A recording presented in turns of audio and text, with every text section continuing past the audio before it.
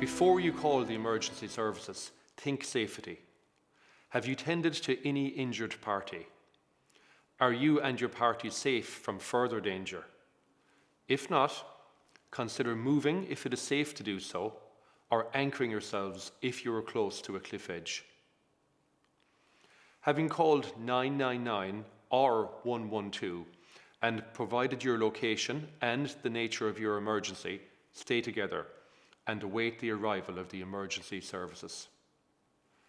To help the rescue team find you, make yourself visible and heard. Give 6 loud blasts on a whistle or 6 torch flashes at night, repeated every minute. Wait for a reply and then repeat. While awaiting rescue, basic first aid may need to be administered to a casualty in your party. Mounted rescue teams work in conjunction with the Coast Guard, and a helicopter may be dispatched to help. As the helicopter approaches, ensure that all loose equipment is secured. The downdraft can knock you over, so make sure you are in a safe position. Do not approach the helicopter. A crew member will come to you and instruct you what to do next.